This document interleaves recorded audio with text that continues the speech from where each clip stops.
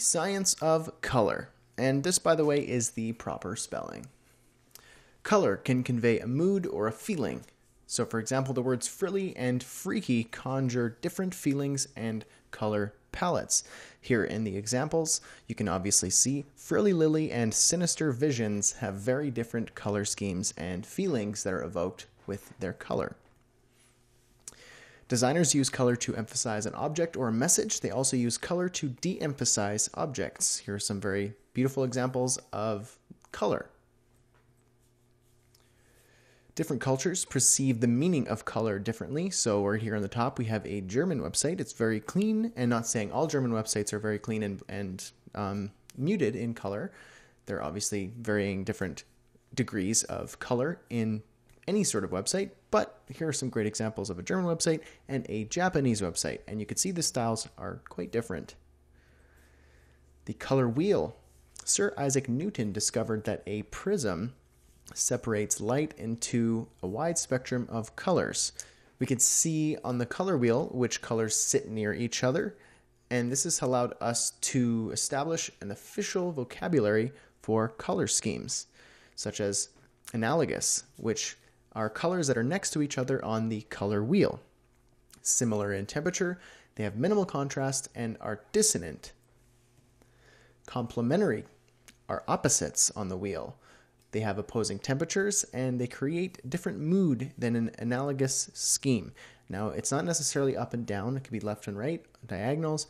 Anything that is directly opposite of the color on the color wheel is complementary. Primary colors are red, blue, and yellow, and they are pure unmixed colors. However, once you start shifting, we have secondary colors, which are orange, purple, and green, and are made of two primary colors mixed together. Then we have tertiary colors, which are red-orange, red-violet, blue-violet, blue-green, yellow-green, and yellow-orange, which are made of one primary and one secondary color mixed together. Monochromatic are varying shades and hues of a single color. Split complementary, instead of the opposite, it goes opposite and splits off. Double complementary are basically four colors together in opposites. So hopefully that makes sense there. Triadic, basically a triangle on the color wheel, which gives you a triadic color scheme. Hue are one of the main properties of color, where a color sits on the spectrum or the color wheel. So here we have a picture of my head, and I opened it up in Photoshop just to show you basic examples of how varying hue can change the color. So hue, I brought the hue down, and now I'm starting to look a little bit purple. I brought the hue up, and I'm looking a bit green. Saturation is how colorful a photo is or is not. So right here on the right, we have a picture of me with the saturation of the photo dragged straight up 100%.